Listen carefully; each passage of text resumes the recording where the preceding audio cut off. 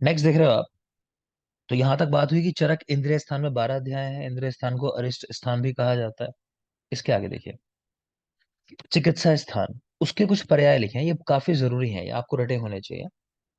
रहस्य स्थान, औषध स्थान और योग स्थान। हम ऐसे याद रखते हैं कि चिकित्सा का जो रहस्य है वो औषध योग में छिपा है, तो लिख लो चिकित्सा का रहस्य औषध योग में, कि औषधि का योग कैसे बनाया। तो चिकित्सा स्थान, रहस्य, रहस्य स्थान, औषधि के योग में तो औषध और योग स्थान भी कहते हैं। चरक में कुल 1950 योग आए हैं लगभग। चरक संहिता में लगभग 1950 योग का उल्लेख है। चरक चिकित्सा में 30 अध्याय हैं, सुश्रुत चिकित्सा में 40, अष्टांग संग्रह में 24, अष्टांग हृदय में 22 अध्याय हैं। यही देख पा रहे हो कल्प स्थान। कल्प स्थान को विकल्प स्थान या दिव्य स्थान भी कहते हैं, तो ये दिव्य स्थान याद रखना। दिव्य स्थान है, ठीक है। दिव्य सिद्धि अगर कहे तो वो सिद्धि स्थान का पर्याय है, तो उससे कंफ्यूज नहीं होना है। सिर्फ दिव्य वर्ड लिखा है तो वो कल्प स्थान का पर्याय है, ठीक है। तो दिव्य स्थान कल्प स्थान का पर्याय। चरक कल्प में 12 अध्याय हैं, सुश्रुत में 8, संग्रह में 8, हृदय में 6। अगेन कह रहा हूँ कि चैप्टर सब नहीं पूछते उनका सोच सकते हो कि हर एक को लगता है कि आता ही होगा, ये तो बहुत इजी चीज है, तो इसलिए सवाल नहीं आता है, ठीक। लेकिन आपको पता होना चाहिए। कह रहे हैं सुश्रुत में, अच्छा चरक सिद्धि में 12 अध्याय हैं। कह रहे हैं सुश्रुत में VIS, इसका मतलब विमान, इंद्रिय और सिद्धि स्थान, इनका उल्लेख नहीं किया। तो याद रखना कि सुश्रुत में विमान स्थान नहीं है, इंद्रिय स्थान भी नहीं है, सिद्धि स्थान भी नहीं है सुश्रुत के अंदर। नेक्स्ट आ जाओ काश्यप। लेहन अध्याय से उनकी संहिता प्रारंभ होती है, और पहला अध्याय जिसके बारे में इंफॉर्मेशन है कि ये उनका चैप्टर है ये वाला, तो वो 19 नंबर चैप्टर है, क्षीरोत्पत्ति अध्याय। तो मैंने आपको पहले भी कहा है कि काश्यप संहिता जो है बहुत ज्यादा खंडित है। इसकी पांडुलिपि लिख सकते हो, काश्यप संहिता की पांडुलिपि नेपाल के राजगुरु पंडित हेमराज के पास है। मेरे ख्याल से पीछे डेथ हुई है इनकी। तो काश्यप संहिता की पांडुलिपि नेपाल के राजगुरु पंडित हेमराज शर्मा, ठीक है, उनके पास। तो जो पांडुलिपि है मतलब बहुत ज्यादा खंडित है। तो वहां लेहन अध्याय से वो लगता है कि संहिता शुरू हुई है उनकी। और 19 चैप्टर जो पहला मिलता है देखने को, वो 19वां चैप्टर है, क्षीरोत्पत्ति अध्याय। आगे चलेंगे। अरिष्ट का उल्लेख किस आचार्य ने कहाँ किया। ठीक है, हमने चरक के तो कह दिया इंद्रिय स्थान को अरिष्ट स्थान कहते हैं क्योंकि वहां अरिष्ट का उल्लेख है। बाकी लोगों ने कहाँ कहाँ किया उल्लेख। तो चरक संपूर्ण इंद्रिय स्थान, सुश्रुत ने सूत्र स्थान में उल्लेख किया है, ठीक है, सूत्र स्थान में ही है। संग्रह में, निदान स्थान में, संग्रह निदान स्थान, और हृदय शारीर स्थान। संग्रह निदान स्थान और हृदय शारीर स्थान। तो ये याद कर लेना, देख लेना। श्रेष्ठता का क्रम पढ़ा चुका हूं आपको। सूत्र स्थान में वाग्भट श्रेष्ठ है, निदान में माधव, शारीर में सुश्रुत, चिकित्सा में चरक। किसका पहला अध्याय कौन सा है, अगेन बात हो चुकी तो बात ही नहीं करेंगे। अथा तो दीर्घ जीवित अध्याय व्याख्या श्यामा, तो इसमें 8 पद हैं चक्रपाणी के अनुसार। नेक्स्ट देख लोगे अब कुछ कुछ पॉइंट जो आपने पीछे पढ़े थे उनको थोड़ा सा एलेबोरेट किया है कि अनुबंध चतुष्टय में क्या क्या चीजें होती हैं। 4 चीजें, अभिधेय, प्रयोजन, संबंध, अधिकारी, वो चारों नाम लिखे हुए हैं। क्या समझना है कि अभिधेय क्या है इस शास्त्र का जो हम पढ़ रहे हैं, कि रोग की उत्पत्ति रोकना, कि रोग उत्पन्न ही ना हो, ठीक है। और हो जाए तो उसके बाद हमारा प्रयोजन क्या होता है मेनली, कि भाई धातु सामने कर दो तो रोग ठीक हो जाएगा। संबंध क्या है, तो वाच्य वाचक संबंध है, कि मतलब एक बोल रहा है, एक सुन रहा है, लिख रहा है, वाली बात है। तो संबंध वाच्य वाचक का है। अधिकारी इसका कि वो सारे लोग पढ़ने वाले जो उसको आए हैं उनके लिए लिखा गया है, ठीक है। तो देख लेना, स्पेशली अभिधेय और प्रयोजन जरूर याद रखना। तो प्रयोजन है धातु साम्य करना, और अभिधेय है रोग उत्पत्ति रोकना, उनको जरूर याद रखोगे। 4 तरह के सूत्र मिलते हैं, बता चुका हूं आपको। तो यहाँ जो उदाहरण लिखा है ना, एग्जाम में जब पूछा है तो यही पूछा है, क्लियर। तो इनको तो जरूर याद रख लोगे, अदरवाइज तो बहुत सारी चीजें हैं तो कैसे आइडेंटिफाई करोगे किसने कहा है। तो इन्होंने आसान वाली चीजें लिखी हैं। तो देखो एक में वर्ड आया ना, एतद बुद्धिमताम द्रष्टव्यम अभिवेशम। यहाँ कह रहे हैं कि बुद्धिमान लोग जो है ऐसा नहीं सोचते, है ना, ऐसा स्टेटमेंट आया है। तो ये बात स्टूडेंट कभी नहीं कहेगा अपने गुरु को कि अरे सर ये बुद्धिमान लोग ऐसी बात नहीं करते जैसी आप कर रहे हो, सोच के देखो, कह सकता है। कलयुगी स्टूडेंट कह सकता है, लेकिन हकीकत में नहीं कहते थे, है ना। तो ये गुरु ने कहा होगा शिष्य को अपने, अरे क्या पागल जैसी बात कर रहे हो तुम, क्लियर। दूसरा है शिष्य सूत्र। तो नायतानी भगवान पंचतानी पुरियंत है, कि इस तरह भगवान ने जो 50 महाकषाय हैं, 500 द्रव्य हैं, उनका उल्लेख कर दिया, ना अधिक विस्तार से ना शॉर्ट में, इस तरह उन्होंने बात कही है। तो भगवान कौन कहेगा, तो स्टूडेंट कह रहा है अपने गुरु को सम्मान में, है ना, भगवान कह रहा है, तो ये भगवान वाली लाइन दिखाई दे, समझ जाओ शिष्य सूत्र है। जहां बुद्धिमानी की बात आए मतलब वो गुरु सूत्र है, गुरु ने कहा है कि बुद्धिमान लोग ऐसी बात नहीं करते। एक प्रतिसंस्कर्ता का सूत्र है, तो यहाँ देख पा रहे हो, तम उवाच भगवान आत्रे। तो चरक यहाँ पे कहानी की तरह सुना रहे हैं बात को, तो कह रहे हैं कि तो भगवान आत्रे ने ऐसा कहा, उनकी बात सुन के फिर ऐसा हुआ, है ना। तो प्रतिसंस्कर्ता की बात है। और एक सूत्र तो आपको कहा था, कोई सिंगल सिंगल स्टेटमेंट किसी का लिखा हुआ है, तो जैसे यहाँ कह रहे हैं कि कुमार शिरा भारद्वाज ने कहा कि बच्चे का सिर पहले उत्पन्न होता है। तो यहाँ अलग अलग आचार्यों ने अलग अलग बातें कही हैं, जैसा हमने रस के बारे में भी बात की थी कि रस अलग अलग लोगों ने अलग अलग बताए हैं। क्लियर। तो ये किसी एक की कही बात है, तो इसको बोलते हैं एक सूत्र, तो देख के समझ आ रहा है। तो ये उदाहरण देख लेना जो यहाँ लिखे हुए हैं। आगे चलिए, सूत्र स्थान को वही श्लोक का संग्रह सिर में, सब रिपीट हो रहा है, देख लोगे, बात नहीं करेंगे इनकी अभी। ये सब वही पेज दोबारा रिपीट हो गया गलती से। अब मैंने आपको चतुष्क बताए थे, एक ट्रिक बताई थी। कितने चतुष्क हैं चरक सन्निधान में, बोलो पहले तो। 7। 7 चतुष्क हैं, और लास्ट में संग्रह दिवस। क्लियर। हाँ बेटा। तो चैप्टर्स के नाम उम्मीद करता हूँ आपने याद कर लिए होंगे, ठीक है, यहाँ लिखे हुए हैं। और जो चतुष्क है उनको याद करने की एक ट्रिक आपको बताई थी मैंने, कि भैंसनी करियो अन्न का संग्रह, ऐसा करके हमने याद किया था। तो पहला है भेषज चतुष्क, इसी को और क्या कहते हैं बोलो। औषध चतुष्क, ठीक है। तो भेषज या औषध चतुष्क, तो 4 चैप्टर ये रहे। इसी तरह अगला चतुष्क देखोगे आप, स्वास्थ्य चतुष्क, तो अगेन लिखे हुए हैं 4 चैप्टर। तो मेरी बात समझ गए होगे। ये सवाल एग्जाम में इस तरह आता है, आपसे पूछ लेगा कि इनमें से कौन सा अध्याय निर्देश चतुष्क में नहीं आता है, मान लो ऐसा रख के पूछ लेगा। और मान लो 3 ऑप्शन तो ये रख देगा कोई से भी इनमें से, और एक रख देगा कुछ और उठा के, मान लो श्वेत अध्याय रख दिया उठा के। आपको पता ही नहीं है क्योंकि आपको चैप्टर याद नहीं है, मेरी बात समझ रहे हो। तो आप वो क्वेश्चन निकाल नहीं पाओगे। तो आपको बिल्कुल 30 के 30 चैप्टर के नाम यहाँ याद होने चाहिए, तभी आप आंसर निकाल सकते हो। तो देख सकते हो यहाँ पे ऑलरेडी याद करा चुका हूँ, तो इसकी भी बात हम नहीं करेंगे अभी। कोई डाउट हो किसी को तो पूछ लेना। तो यहाँ आगे फाइनली हमारा चैप्टर नंबर 1 फिनिश हुआ। अब बोलो कोई डाउट इसमें जो पढ़ा नहीं, ठीक है। नेक्स्ट आ जाते हैं चैप्टर नंबर 2 पे। अब आपका मन लगना थोड़ा थोड़ा शुरू हो जाएगा यहाँ से, क्योंकि चीजें अब थोड़ी आसान लगेंगी, रिलेटेबल लगेंगी, ठीक है। देखते हैं। तो चरक संहिता सूत्र स्थान चैप्टर नंबर 2, चैप्टर का नाम है अपामार्ग तंडुलीय अध्याय। तो इसमें सवाल आ चुका है कि अपामार्ग तंडुल से क्या समझते हो। तो चक्रपाणी की टीका है इसके ऊपर, वो कह रहे हैं अंकुर उत्पन्न कर सकने योग्य ताजा अपामार्ग का बीज, यानी अपामार्ग का ऐसा बीज जिसमें क्षमता हो ग्रो करने की, कुल मिला के बात यह है, ठीक है।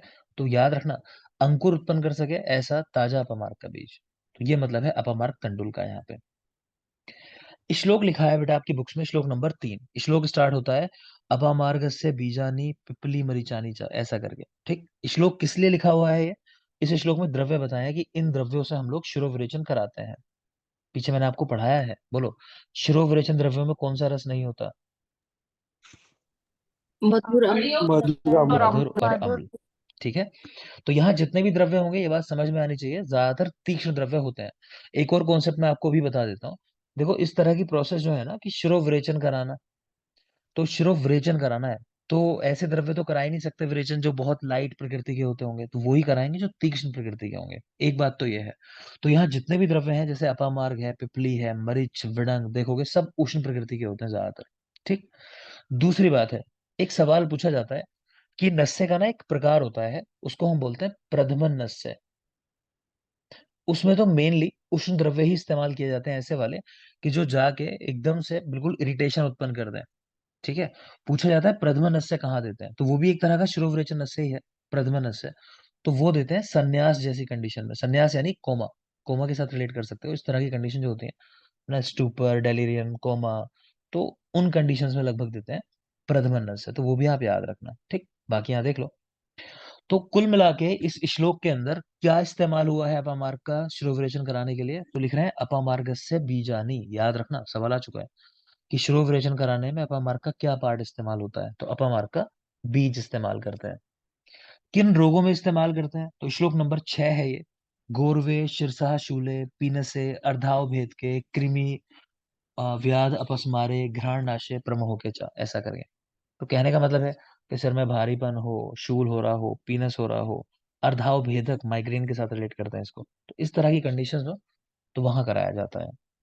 अब इस चैप्टर में क्या किया है, इस चैप्टर में संग्रह कर रखा है द्रव्यों का। जैसे शुरुआत में आप देखोगे तो लिखा है पंचकर्मार्थ द्रव्यों का संग्रह है, तो कहीं वमन द्रव्य इकट्ठा कर रखे हैं, कहीं विरेचन द्रव्य इकट्ठा कर रखे हैं, उन्हीं को हम थोड़ा सा देखने वाले हैं। तो देखोगे वमन द्रव्य तो उनमें मदन फल लिखा हुआ है, ठीक है। आगे एला देख पा रहे हो, एला। तो चरक और वाग्भट ने तो एला बताया है, तो यहाँ सुश्रुत के आगे कट कर लो, मतलब कि सुश्रुत ने नहीं बताया, ये पॉइंट है, लिखने से रह गया है वो।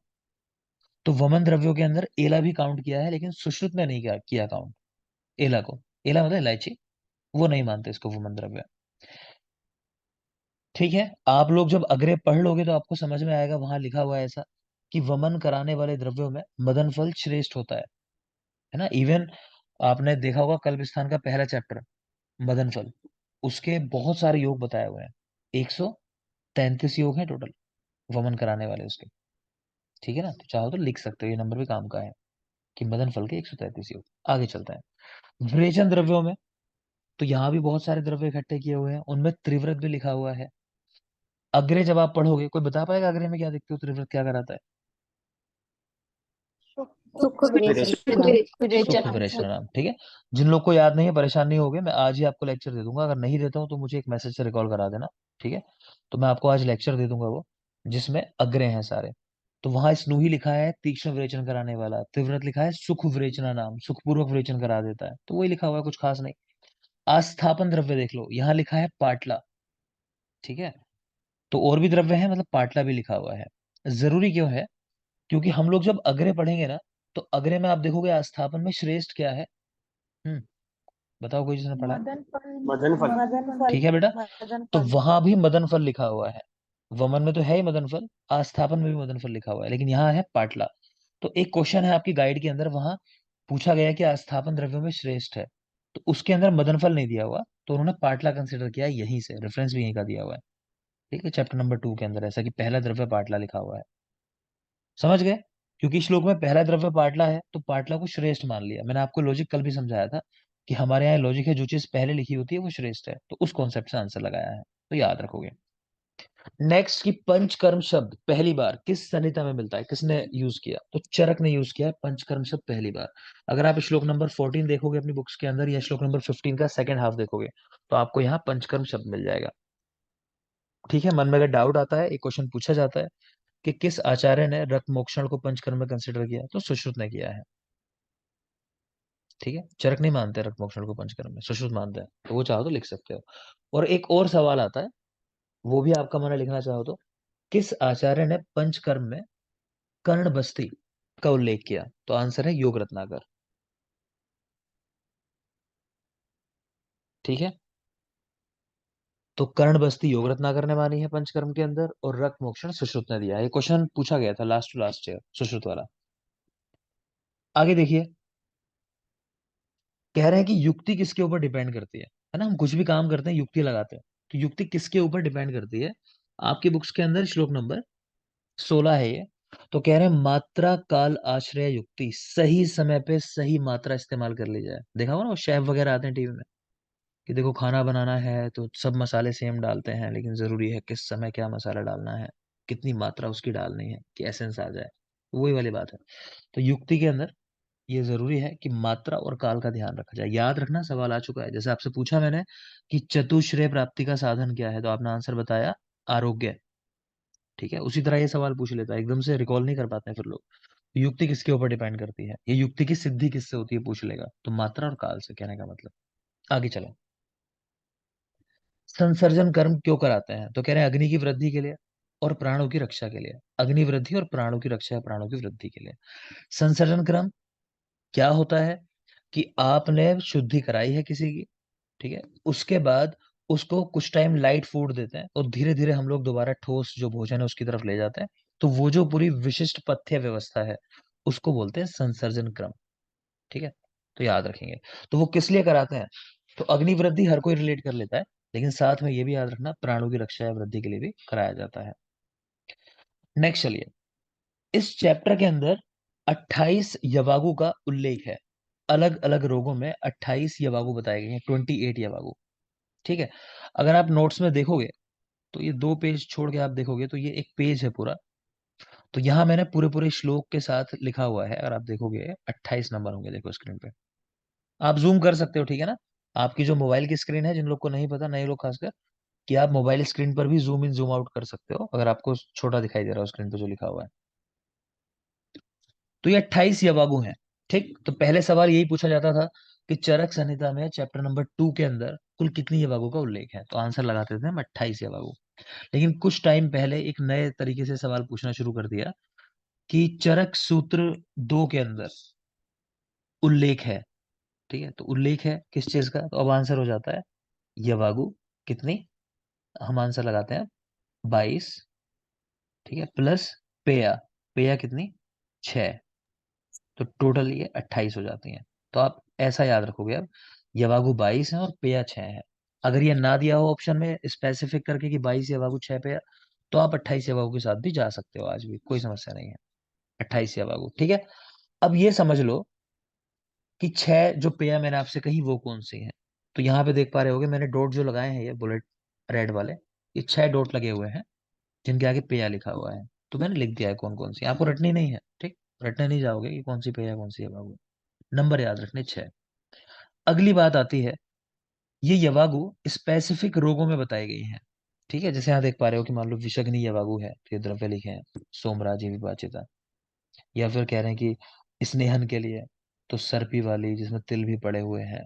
या फिर ये पाचन और ग्रहण के लिए दधित बिल्व चंगेरी तक्र दाड़िम। क्लियर। तो बहुत बहुत सारे द्रव्य लिखे हुए हैं, हम सारे के सारे नहीं याद करेंगे। हम क्या करेंगे, एग्जाम में जब क्वेश्चन आएगा आपको किस तरह से आएगा, ऐसे पूरा श्लोक रख के देगा। ये श्लोक दे दिया मान लो पहले वाला, पूछेगा बताओ ये यवागु कहाँ इस्तेमाल करते हैं, रख के दे देगा, ठीक। तो आपको इसमें से अपने द्रव्य कुछ याद करने काम के, एक दो द्रव्य जिनसे आप आइडेंटिफाई कर सको कि अच्छा भाई ये यवागु जो है अग्निदीपन का काम करेगी, शूलनाशन का काम करेगी। ऐसी मान लो ये वाली है शालपर्णी, बला, बिल्व, प्रश्निपर्णी, सारे कहाँ याद हो रहे हैं, दाड़िम। तो हम इनमें भी काम के द्रव्य अपने याद रख लेंगे कि हम याद कर सकें, पित्त श्लेष्म अतिसार को नष्ट करने वाली है। क्लियर। तो मन में ये डाउट नहीं लाओगे कि अरे मुझे तो सारे याद नहीं है, मैं आंसर कैसे निकालूंगा या मैं आंसर कैसे निकालूंगी, सारे याद ही नहीं करने हैं, हमें सिर्फ आइडेंटिफायर चाहिए। क्लियर, आइडेंटिफायर आपने अपना पकड़ लिया तो आपका आंसर निकल जाता है। तो अब जो मैं आपको याद कराने वाला हूं, तो वहां पे हमने सिर्फ आइडेंटिफायर्स लिखे हुए हैं, तो उनसे हमें पहचानना है कि हमारी यवागु कौन सी है। चलो देखते हैं। तो यहां से हमारी शुरू होती है यवागु 28। कल मुझे याद चाहिए 28 के 28 यवागु। ठीक है, अच्छे से पढ़ाऊंगा, होपफुली यहीं के यहीं याद हो जाएगी आपको। तो पहली यवागु है पंचकोल सिद्ध यवागु, जो मैंने अभी मार्क की थी। पिपली, पिपली मूल, चव्य, चित्रक, सोठ, ये 5 कंटेंट पड़े हुए हैं उसके अंदर, जिसको मैंने मार्क किया था कि ये वाली। तो दीपन और शूल नाशक है, समझ आ रहा होगा, उष्ण द्रव्य हैं सारे के सारे, तो दीपन करेंगे, है ना। और उष्ण द्रव्य कभी अगर, चलो किसको याद है श्लोक, कोई बता पाएगा कि स्वेदन कर्म का क्या लाभ होता है, मेन जो फंक्शन है उसका, हमारे यहाँ जो दिया हुआ है चरक संहिता में, सबने याद किया होगा यूजी में। माधवकरण। माध्यम। स्नेहन का बता रहे हो, स्वेदन में है शीत, शूलव्य, स्तंभ उपनव्य। गौरव शीतग्नम, हाँ। ठीक है, बाकी चीजें भी ठीक है, लेकिन मेन जो फंक्शन हम याद करते हैं वो है शीत और शूल, इन दोनों को दूर करने के लिए। घरों में भी देखा होगा, किसी को पेन वगैरह होता है तो तुरंत ही सिकाई कर लेते हैं, चलो ठीक है ना। तो उष्ण चीजें जो होती है ना, शूल को हर लेती हैं। सिंपल सी बात है, पंचकोल मैंने कहा उष्ण है, तो दीपन का काम करेगा इसलिए, और शूल को भी नष्ट करेगा। क्लियर। नेक्स्ट आ जाओ, बिल्व और तक्र से दिया वागु ग्राही होती है। तो आप पहले ये समझ लो, एक शब्द है यहाँ ग्राही, और एक शब्द होता है बेटा स्तंभन। दोनों का मतलब एक ही होता है, जो रोक दे। ठीक है, जो मल को रोक दे मेनली, उससे मतलब है ग्राही का भी स्तंभन का भी। फर्क क्या है कि ग्राही द्रव्य अग्नि महाभूत से काम करते हैं, याद रख लेना, बहुत जरूरी पॉइंट है। ग्राही द्रव्य में अग्नि काम करेगी, और स्तंभन द्रव्य में वायु काम करती है। तो वायु क्या करेगी, वायु, क्योंकि वायु का फंक्शन ही ये होता है, कोष्ठ में बढ़ जाए तो कॉन्स्टिपेशन हो गया, मल रोक देती है ना, तो ये तो उस तरह काम करती है वायु तो बढ़ के। और अग्नि जो होती है वो लिक्विड पार्ट जो कह लो कि उसको खत्म कर देगी, है ना। तो डायरिया वगैरह किसी को हुआ है अगर, तो रोक देगी, ग्राही है। तो याद रखेंगे। तो बिल्व तक्र सिद्ध वागु ग्राही होती है। ठीक है। तो बिल्व सबको याद होगा, बिल्वादी गुटिका देते हैं, जैसे पेशेंट भी आ जाते हैं अतिसार वगैरह के, उनको भी दी जाती है ना। बिल्वादी चूर्ण देते हो, सब लोग ओपीडी में यूज किया होगा, तो सिंपल याद कर सकते हो। दूसरा तक्र यहाँ लिखा हुआ है, भट्ठा, तक्र, तो सबको पता होगा कि जब किसी को डायरिया होता है ना तो प्रीबायोटिक्स भी दी जाती हैं साथ में। ठीक है। प्रीबायोटिक्स क्या होती हैं? कि जो बैक्टीरिया है समझ लो, वो है उनके अंदर जो हेल्पफुल बैक्टीरिया है हमारी इंटेस्टाइन के लिए। क्लियर है? तो हम वहीं से याद रखते हैं कि क्योंकि तक्र जो होता है वो डायरिया में काम करता है, बिलवादी चूर्ण हमें पता ही है पहले से, वो भी मल को रोकने का काम करता है। तो ये वाली है बाबू, ग्राही है। एक सवाल मैंने आपसे किया था, शायद पहली क्लास में आपसे पूछा था, कि कौन सी मेडिसिन है जो हमारे इंटेस्टाइनल फ्लोरा को गड़बड़ा देती है, जिसकी वजह से डायरिया भी हो जाता है कई बार, और साथ में सेफ्टी के लिए प्रीबायोटिक्स दिए जाते हैं उसमें। तो कौन सी है? अमोक्सिसिलिन। एमोक्सिसिलिन। Amoxicillin Calmette. ठीक है बेटा, तो लिख लोगे एमोक्सिसिलिन। ठीक है। तो याद करेंगे एमोक्सिसिलिन। तो वहां पे भी साथ में प्रीबायोटिक्स देते हैं, क्योंकि डायरिया जो डेवलप हो जाएगा उसको कवर करने के लिए। ठीक है ना? आगे देखेंगे। पंच मूल सिद्धि अवागु। तो कह रहे हैं वात, जो वातिक अतिसार है उसमें लाभकर है, इसको सीधा याद करना है आपको। पंचमूल सिद्धि अवागु वातिक अतिसार में, पंचमूल में भी आप ब्रैकेट में लिख लो लघु पंचमूल। यहाँ जो बात हुई है वो लघु पंचमूल की हुई है। ठीक है। जिसको याद होगा उनको पता होगा कि लघु पंचमूल जो होता है ना, वो वात और पित्त दोष को हरने वाला होता है। वात और पित्त दोष को मेनली हरने वाला होता है। और यही दोनों दोष है मान लो कि जो अतिसार करा देते हैं जनरली। ठीक है। तो लघु पंचमूल वातिक अतिसार नाशक है या वो। प्रश्नी पर्णी शाल पर्णी जहां आएंगे, वो पित्त श्लेष्म अतिसार में उपयोगी है। कैसे याद रखते हैं? जरूरी नहीं है ये वाली। ठीक है। तो पा से प्रश्नी पर्णी, पा से पित्त, शा से शाल पर्णी, सा से श्लेषणा, यही तरीका मेरा इसको कैच करने का। तो प्रश्नी पर्णी शाल पर्णी वाली है बाबू, पित्त श्लेष्म अतिसार में उपयोगी है। नेक्स्ट देखोगे छाग यानी बकरी का दूध, वो कह रहे हैं रक्तज अतिसार में उपयोगी है। जिसमें बकरी का दूध आएगा ये बाबू के अंदर, तो वो रक्तज अतिसार के अंदर। याद कैसे रखना है? अभी आपको पढ़ाया मैंने कि बकरी का चाहे मूत्र हो चाहे दुग्ध हो, बोलो क्या रस होता है उसका? मधुर एंड कषाय। ठीक है। तो मधुर और कषाय, तो दोनों ही रस जो है शीतल होते हैं। अगर आपसे कभी पूछा जाए सर्वाधिक स्तंभक रस कौन सा है, तो वो होता है कषाय रस, 6 नंबर जो हमने लिख रखा है यहाँ। ठीक है। तो याद रखोगे 1 और 6। तो क्योंकि बकरी का दूध 1 और 6 नंबर वाला है, तो जाहिर सी बात है अतिसार को दूर कर देगा। अतिसार मेनली पित्त की वजह से होता है, हम ऐसा याद रखते हैं। ठीक है ना? आगे चलिए। अति विषा सिद्धि बाबू, आमज अतिसार में उपयोगी है। आमज अतिसार, अगेन अति विषा डाइजेशन में बड़ा अच्छा है। ठीक है। तो आम को डाइजेस्ट कर देगा, अतिसार ठीक हो जाएगा। तो अति विषा सिद्धि बाबू आमज अतिसार में। कुछ लोगों ने यूज किया होगा उनके लिए बता रहा हूँ, बाकी लोग आप चाहे मत करना। बेटा बच्चों में एक चूर्ण इस्तेमाल होता है जिसका एक कंटेंट है अति विषा, और बहुत जरूरी योग माना जाता है बच्चों के लिए। कोई बताए? बाल बाल चतुर्भुज चतुर्भुज। चूर्ण। ठीक है। तो वो बच्चों, हाँ, तो वो बच्चों के अतिसार वगैरह में भी बड़ा अच्छा काम करता है। तो वहां भी पड़ा होता है अतिविषा, तो ऐसे भी रिलेट कर सकते हो। अतिविषा से दिया बाबू आम अतिसार में उपयोगी। और अतिविषा अपने आप में निर्विष होता है, ये शायद बात हुई है हमारी, अतिविषा निर्विष होता है। नेक्स्ट देखेंगे श्वदंष्ट्रा यानी गोक्षुर से दिया बाबू, मूत्र कृच में उपयोगी है। सबने यूज किया होगा गोक्षुर आदि गुगलू पेशेंट्स के ऊपर, अगर ओपीडी की है थोड़ी बहुत भी। तो गोक्षुर आदि गुगलू देते हैं हम लोग मूत्र व्यय संस्थान की व्याधियों में। तो इजी है रिलेट करना। गोक्षुर डायूरेसिस कराता है, यूरिन आउटपुट बढ़ा देता है। तो उस हिसाब से देखो तो समझ में आना चाहिए मूत्र क्रच।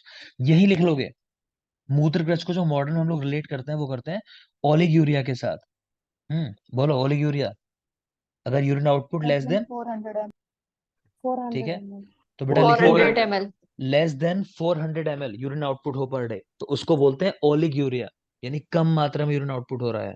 और अगर यही urine output less than 100 ml हो जाए, बोलो क्या बोलते हैं उसको?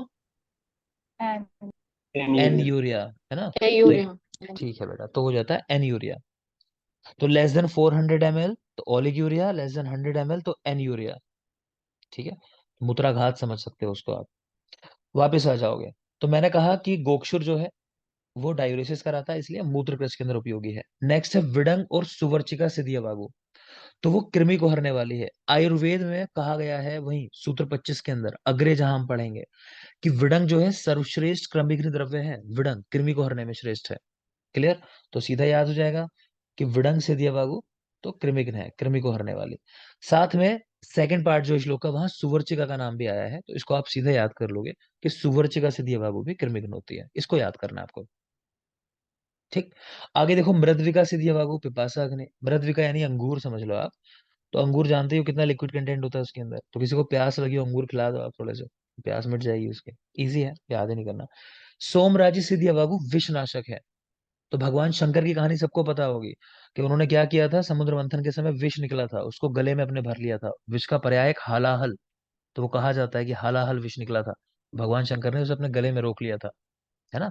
फिर बहुत खुश हो गए थे अपना कलर देख के कि ब्लू हो गया है, फिर उन्होंने वो जो तांडव वगैरह है वो सब पढ़ते हैं हम लोग, की खुश हुए थे, ठीक है। तो खैर, तो वहीं से कहानी याद रखेंगे कि सोमवार का दिन भगवान शंकर का है जिनका संबंध विष के साथ है, तो वहीं से याद कर लोगे। सोमराजी सिद्धिया वागु विष नाशक होती है। नेक्स्ट आ जाओ, वराह सिद्धिया वागु ब्रह्मणी।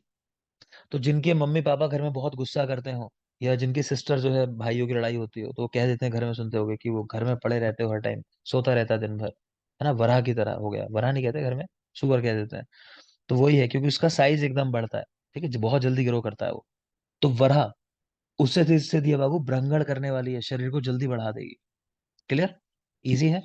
नेक्स्ट देखो, गवेदुक और माक्षिक से दिया बाबू कर्षण करने वाली है, वजन कम कर देगी, कर्षण करेगी। कैसे याद करोगे?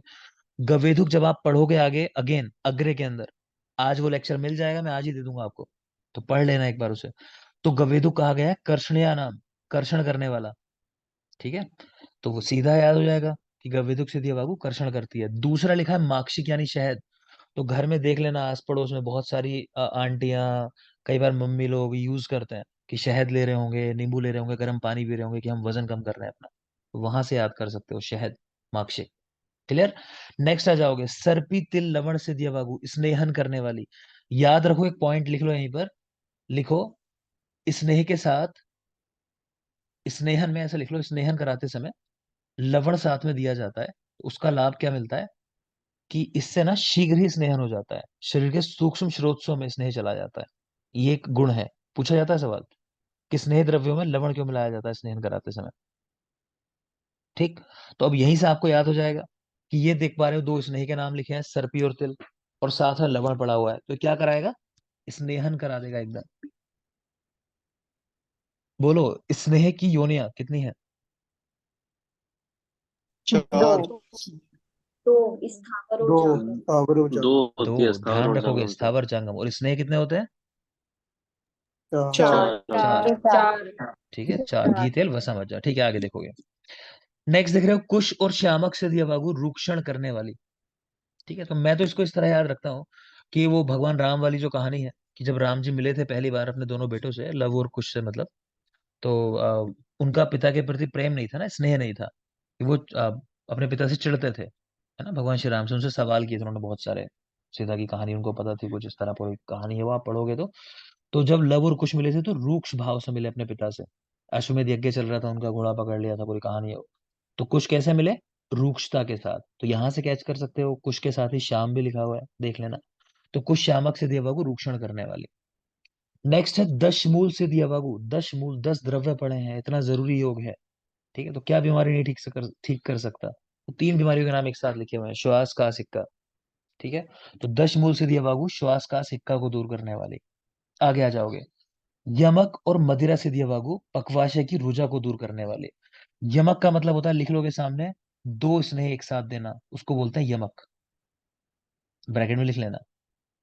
तो कह रहे हैं यमक और मदिरा से दिया बाबू पक्वाशय की रुजा को दूर करने वाली। मेरी ट्रिक ये है इसमें याद करने की, मैं ऐसे याद रखता हूं कि यम, यम मतलब यमक और मदिरा, ठीक है। तो यम किसको लेने आते हैं?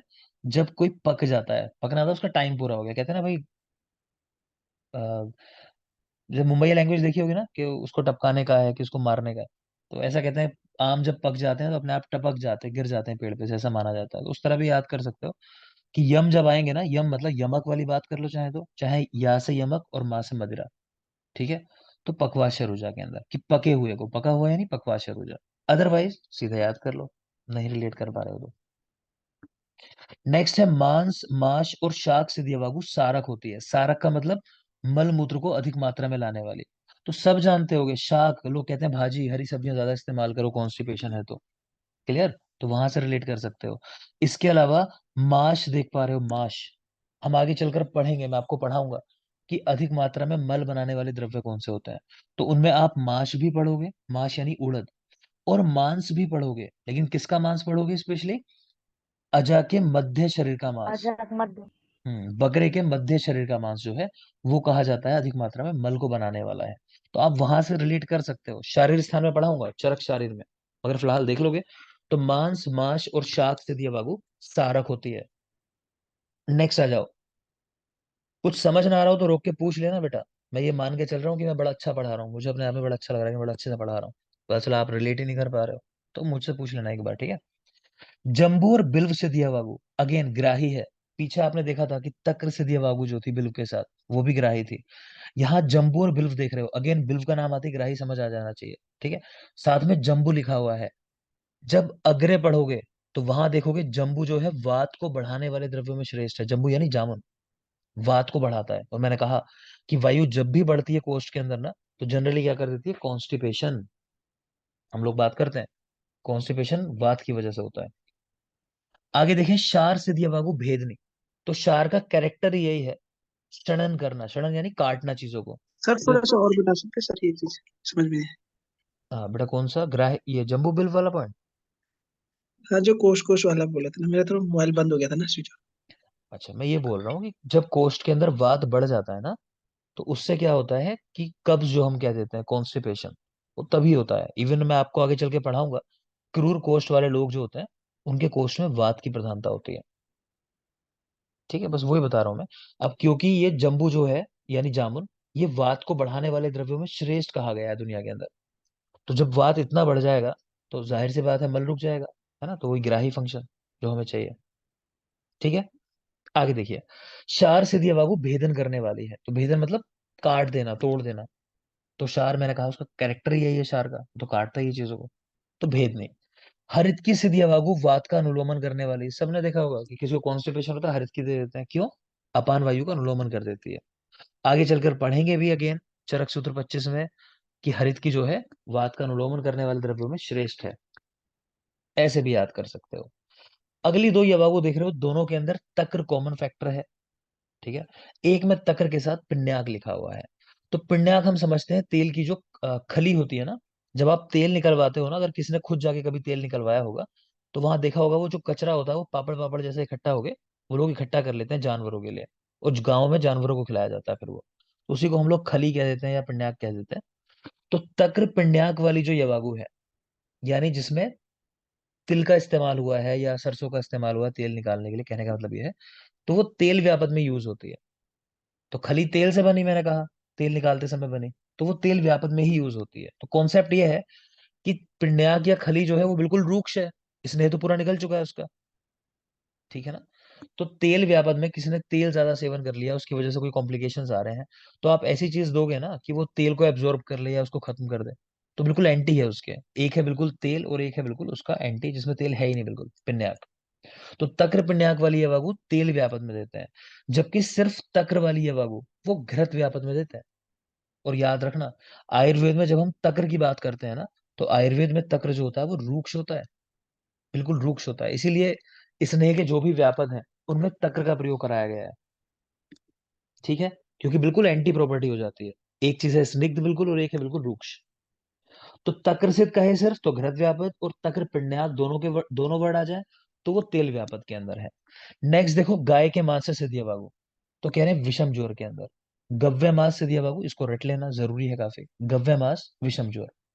नेक्स्ट है यवा नाम यम के, तो कंठ्या नाम, ठीक है। तो ज्यादातर सॉन्ग्स आप सुन लो, उनमें या का लेटर कई बार आता है। अगर मैं लिख दूं अभी यहाँ या, तो आपको लगेगा कोई गाना है, तो कुछ गाना लिख रहे हैं हमारे लिए, ठीक है। तो या लेटर दो बार आया, यवा नाम यम के, तो याद रखोगे कंठ्य है यानी गले के लिए अच्छी है।